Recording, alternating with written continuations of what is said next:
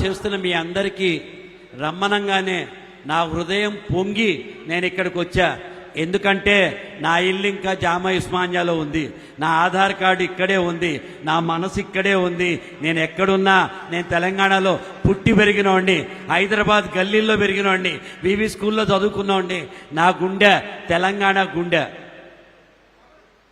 తెలంగాణ అనగానే మనకు కనిపించేది స్వచ్ఛత, మంచితనము. మీరు గమనించండి, ఎవ్వరింటికి పోయినా, అర్ధరాత్రి 12కి పోయినా ఛాయ్ తాగించకుండా, బిర్యానీ తినిపించకుండా, కూసబెట్టి మాట్లాడకుండా పంపించే సంస్కారం ఒక్క తెలంగాణలో ఉంది. ఆడపిల్లలు ఎవరు కనిపించినా అన్నా అని మాట్లాడే సంస్కారం ఒక్క తెలంగాణలో ఉంది. ఏ ఆడపిల్ల కనిపించినా గౌరవంగా పక్కకు జరిగి గౌరవించే సంస్కారం తెలంగాణలో ఉంది. ఎన్ని పైసలున్నా తల వంచి అన్నా అని అవతల వాడిని మాట్లాడే సంస్కారం మన తెలంగాణలో ఉంది. ఇక్కడ బలుపు లేదు, బలం ఉంది. బలుపు లేదు, ఇక్కడ బలం ఉంది.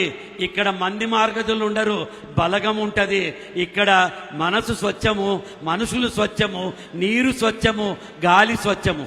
అటువంటి తెలంగాణ తెచ్చిన మన బీఆర్ఎస్ పార్టీకి, అటువంటి తెలంగాణని స్వచ్ఛమైన తెలంగాణగా మార్చిన మీ అందరికీ, కార్యకర్తలందరికీ తెలంగాణలో పుట్టి పెరిగిన వాడుగా శిరస్సు వంచి నమస్కరిస్తున్నాను. ఓయ్ చప్పట్లు కూడా కొడతలేరు. హలో, ఒక పిల్లాడికి 14 ఏళ్ల వయసు వచ్చింది, 9th క్లాస్కి వచ్చాడు. అప్పటిదాకా ఏంటంటే సమ్మర్ హాలిడేస్ వస్తే రైల్లో తీసుకుపోయి వరంగల్ అవతలున్న ఇంట్లో అమ్మా నాన్న దింపి అమ్మమ్మ వాళ్ళ ఇంట్లో మళ్ళీ వెనక్కి వచ్చేవాడు. ఇప్పుడు వీడు పెద్దగాయాడు కాబట్టి నేను ఒక్కనే పోతా, నాకెవరొద్దు, మీరేమొద్దు, నన్ను ట్రైన్ ఎక్కించండి చాలు, నేను పోతా అని మొదలుపెట్టాడు. చేసేది లేక అమ్మా నాన్న ఇద్దరు రైల్ టికెట్ కొని రైల్లో ఎక్కించి, రైలు ఇంకా 2 నిమిషాల్లో బయలుదేరుతుంది అన్నప్పుడు వీళ్ళ నాన్న ఏం చేసిండంటే ఒక ఉత్తరము, ఒక కాగితము ఆ పిల్లగాడి జేబులో పెట్టిండు. వాడు అడిగిండు, ఏది నాన్న ఇది అని అడిగిండు. ఏం లేదురా, నీకు భయం అనిపిస్తే, నీకు బుగ్గులు అనిపిస్తే, నీకు బాధ అనిపిస్తే, నీకు కష్టం అనిపిస్తే అది చదువు, లేకుంటే చదవాల్సిన పని లేదన్నాడు. ఏ నాన్న, నాకేం భయం, నాకేం కాదు అని చెప్పి వాడు అన్నాడు. ట్రైను కదిలింది, ఒక స్టేషన్ దాటిపోయింది, వీడికేం భయం రాలే. 2వ స్టేషన్ వచ్చింది, ఒక 100 మంది 150 మంది మన భువనగిరి లాంటి స్టేషన్లో రైలు ఎక్కేశారు. వీడిని ఇక్కడ జరగరా, ఆడ కూసో, అక్కడ పో, ఇక్కడ పో అని వాడిని పంపిస్తాం మొదలుపెట్టారు. ఈ పిల్లాడికి భయం వేసింది, కళ్ళమ్మడ నీళ్లు తిరుగుతో ఒక్కడే పోయి భోగిలో ఉన్న చివరకున్న ఒక సీటు మీద కూర్చున్నాడు. కూర్చున్నప్పుడు గుర్తుకొచ్చింది, అరే మా నాయన నాకేదో లెటర్ ఇచ్చిండు, ఆ లెటర్లో ఏముందో చూద్దాం అని చెప్పి చూసి తీసి చదివితే అందులో ఏముందంటే, అరే బుగులు పడకు, అరే కంగారు పడకు, నేను పక్క కంపార్ట్మెంట్లోనే ఉన్నా, నువ్వు మంచిగా నడువు బిడ్డ అన్నాడు. వీడు చాలా ఆనందంగా ఏం చేసిండు, నాన్నున్నాళ్లే అని ఒక ధీమాతో, ఒక భరోసాతో, ఒక ఏమంటారు, ఒక స్ట్రాంగ్ విల్ పవర్ తోటి వాడు వెళ్లాల్సిన ఊరికి వెళ్ళిపోయాడు. వరంగల్లో వీడు స్టేషన్ దిగంగానే తండ్రి కనిపించలే, మేనమామ వచ్చిండు, రారా బిడ్డ ఇంటికి పోదామన్నాడు. నాన్నేడి అన్నాడు. నాన్న రాలేదురా, నీకు ధైర్యం ఉంటుందని పక్క కంపార్ట్మెంట్లో ఉన్నా అని చెప్పిండు అంతే అన్నాడు.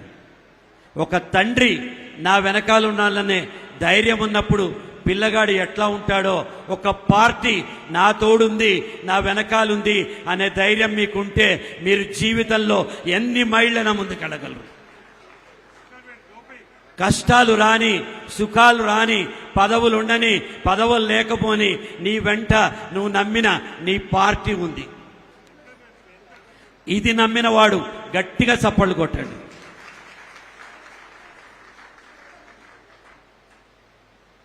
పదవి ఒకరోజు ఉండొచ్చు, ఒకరోజు లేకపోవచ్చు. 51 ఓట్లు ఎవరికి వస్తే వాళ్ళు పవర్లోకి రావచ్చు, 49 ఓట్లు వచ్చిన వాడు అపోజిషన్లో కూర్చోవచ్చు. దానివల్ల తేడా రాదు. మన గుండె నిండా సేవాభావం ఉన్నవా ప్రతివాడు కార్యకర్తే.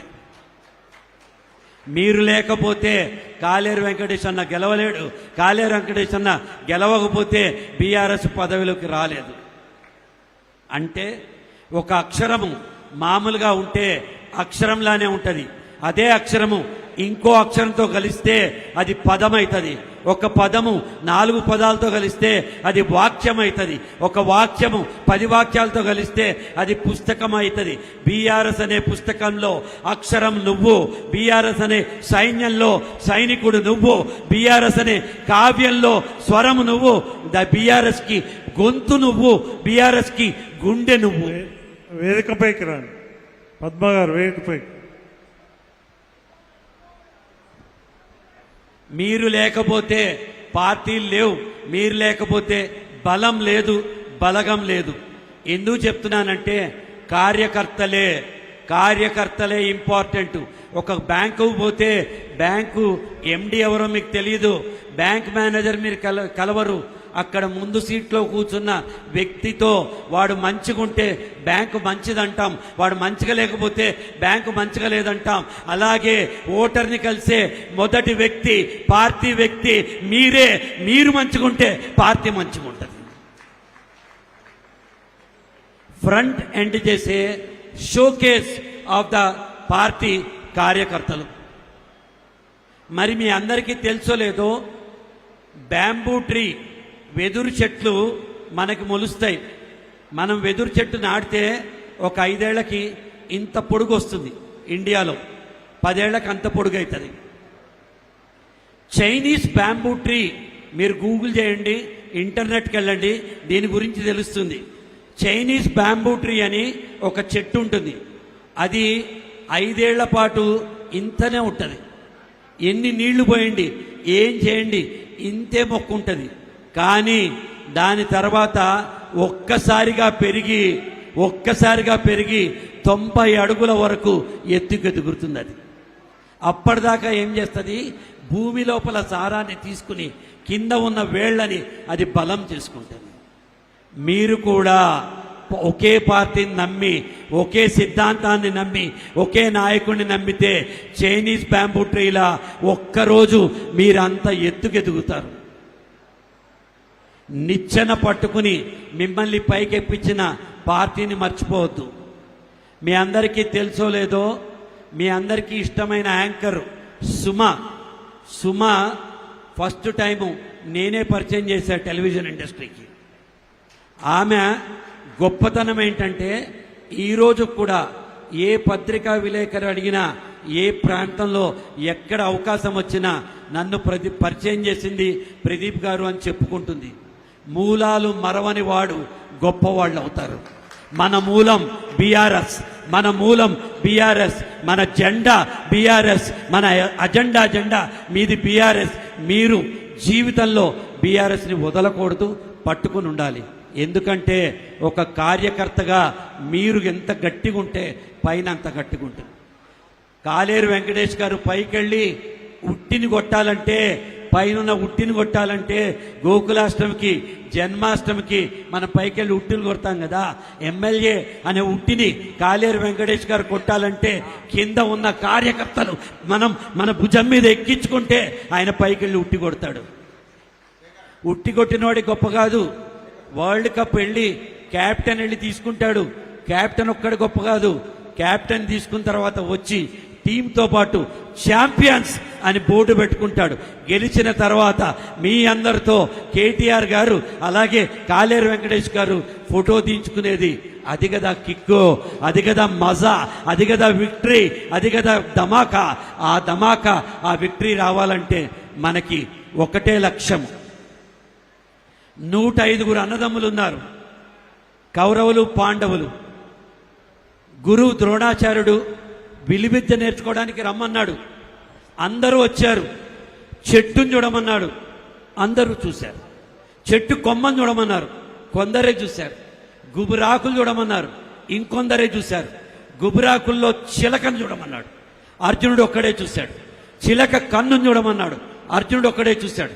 ఆ చిలక కన్నుకి గురి చూడమన్నాడు, అర్జునుడు ఒక్కడే చూశాడు. గురి కొట్టమన్నాడు, అర్జునుడు కొట్టాడు, చిలక కింద పడింది. అరే మామ 100 మంది కొడితే చిలకుంటదారా అల్లా నమ్మిండు. ఎవడైతే నమ్ముతాడో, ఎవడైతే ఫోకస్ చేస్తాడో వాడే కార్యకర్త, వాడే నాయకుడు. ఒక సైనికుడు ఉంటాడు యుద్ధం దగ్గర, పార్టీ దేశం వాళ్ళకి శిక్షణ ఇస్తుంది, వాడు అక్కడ కదలకుండా నుంచో అంటే ఆ బయట 72 గంటలు కదలకుండా నుంచుంటాడు. శత్రువు వస్తే చంపుతాడు లేదా చేస్తాడు, కానీ కదలకుండా ఉంటాడు. నువ్వు కూడా నీ బూతికి సైనికుడివి, కదలకుండా నుంచో.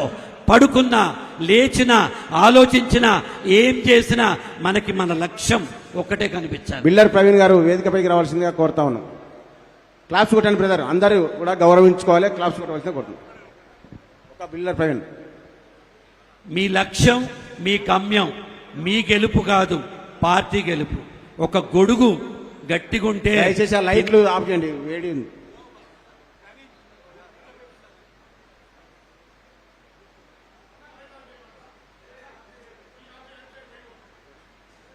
ఏదని పర్వాలేదు, నాకు పర్వాలేదు, వారు చెప్తారు. హలో, ఏ సరిగా చెప్పండి. Hello, hi. సో మీరు ఎప్పుడైతే మీ లక్ష్యం వైపు చూస్తారో అదే అవుతుంది. రాజు ఎప్పుడు ఇక్కడ కూర్చుంటాడు.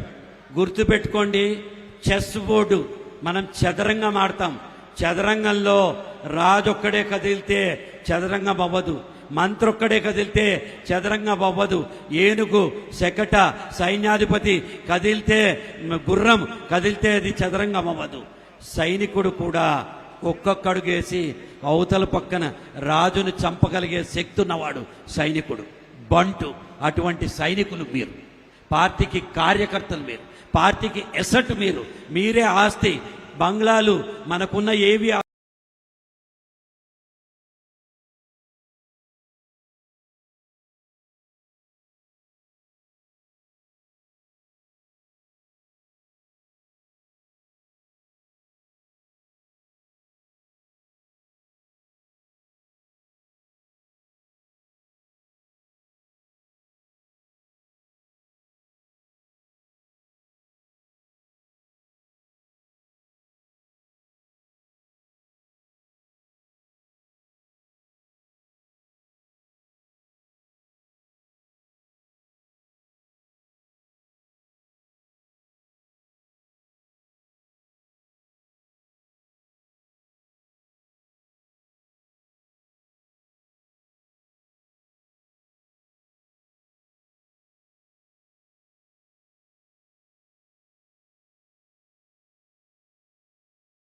బూత్ లెవెల్ కార్యకర్తల సమావేశానికి మరి మీ నాయకుడు ఒక అడ్వకేట్గా ఉండి బ్రహ్మాండంగా ప్రాక్టీస్ ఉండి కూడా అంబర్పేట్ నియోజకవర్గానికి సేవ చేయాలనే ఉద్దేశంతో రాజకీయాలకు వచ్చి రెండోసారి మీ అందరి ఆశీర్వచనంతో ఎమ్మెల్యేగా గెలుపొంచిన మీ అందరికీ కూడా కృతజ్ఞతలు, అభినందనలు. వెంకటేష్ గారికి, మరి పెద్దలందరికీ, మాజీ మీరు కూడా అంతర్గతంగా లోపలికెళ్ళి ఇది నా పార్టీ, నేను సైనికుడు, నేనే దీనికి బాస్, నా వల్లే గెలుస్తుంది, నేను ఒక్కడనే ఈ పని చేయగలను, నాతోనే బీఆర్ఎస్ పార్టీ ఉంది, నాతోనే కాలేరు వెంకటేష్ అన్నున్నాడు అని మీరు విశ్వసిస్తే అప్పుడు ఈ పార్టీ గెలుస్తుంది. మీ విశ్వాసం మాకు బలం. వేదిక మీద ఉన్న వాళ్ళు వేదిక మీదే ఉంటారు. వాళ్ళు ముందు స్ట్రాటజీ చేయాలి, వాళ్ళ ముందు ఆలోచన చేయాలి, వాళ్ళు ప్రణాళిక చేయాలి. ప్రతి వస్తువు కూడా, ప్రతి ఇల్లు కూడా, ప్రతి బిల్డింగ్ కూడా 2 సార్లు కడతారు. చార్మినార్ 2 సార్లు కట్టారు, కేసీఆర్ గారు సెక్రటేరియట్ కూడా 2 సార్లు కట్టారు. ఎప్పుడు ఒకసారి కాగితం మీద కడతారు, రెండోసారి భూమి మీద కడతారు. మీరు కూడా ఫస్ట్ ఎలా అని ఆలోచన చేస్తే ఎలాగైనా అనే సొల్యూషన్ మీకు వస్తుంది. మీరు ఆలోచనే లేకుండా పోనికి మనము గొర్రెలం కాదు, బా అంటే పోనికి మనం బర్రెలం కాదు, గొర్రెలం కాదు. మనకంటూ సిద్ధాంతం ఉంది. తెలంగాణ తెచ్చిన పార్టీ మీది, తెలంగాణ నిలబెట్టిన పార్టీ మీది. హైదరాబాద్లో సామాన్యుడు ప్రతి ఒక్కడు ఆనందంగా ఉన్న పార్టీ బీఆర్ఎస్ పార్టీ.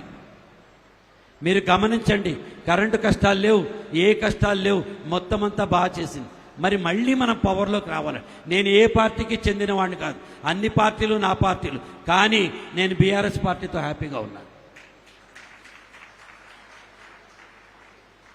నేను స్పీకర్ని మాత్రమే, నేను సామాన్యమైన సిటిజన్ని మాత్రమే. ప్రతి ఎలక్షన్లో ఓటు హక్కు ఉన్న ఓటేసే అత్యంత సామాన్యమైన వ్యక్తిని. కానీ తెలంగాణ రాదు, కుదరదు, ప్రపంచంలో ఎవ్వరూ కూడా తెలంగాణ వస్తుందని నమ్మలా. ఒక్క వ్యక్తే నమ్మాడు, ఆయన పేరు కేసీఆర్. ఎన్ని అవమానాలైనా, ఎన్ని బాధలైనా, ఎన్ని చీత్కారాలైనా, ఏమైనా సరే నమ్మి ఇది అవుతుంది అని నమ్మాడు. కాబట్టి కేసీఆర్ గారు తెలంగాణ తెచ్చారు. మళ్ళీ మనం కేసీఆర్ గారిని గద్దె మీద తేవాలంటే మీరు కూడా ఇది అవుతుంది అని నమ్మిన వాళ్ళు గట్టిగా చప్పళ్ళు కొట్టండి. ఇది అవుతుంది అని నమ్మాలి. మీకున్న బలం మీకు తెలియదు, మీకున్న బలం మీకు తెలియదు. మీలా నేనుండను, నాలా వారుండరు, ఆయనలా ఈయనుండరు. మీరే, మీకు బలం ఉంది. మీరు నా ఒక్కడితో ఏమవుతుందని కాదు, ఒక్కొక్క అడుగు కలిస్తేనే లక్ష్యం పూర్తవుతుంది. మీరందరూ కూడా ఈ బీఆర్ఎస్ అనే పార్టీకి మంచి కార్యకర్తలు అవ్వాలి. వ్యక్తిగతంగా మీరు ఎదిగితే సమిష్టిగా పార్టీ ఎదుగుతుంది. నేను బాగుండాలి, బాగా ఆలోచించాలి, మంచిగా పనిచేయాలి, అంకిత భావంతో ఉండాలి అని మీరు అనుకుంటే పార్టీ ముందుకెళ్తుంది. Thank you very much. జై తెలంగాణ. థ్యాంక్ యూ అన్న. అంతేగా ఈ డైలాగు చాలా ఫేమస్ అన్నది ప్రదీప్ గారిది. ఇప్పుడే వేదిక మీదకి వచ్చేసిన పద్మా డిపిరెడ్డి గారిని స్వాగతంగా వేదిక మీదకి ఆహ్వానిస్తున్నాం.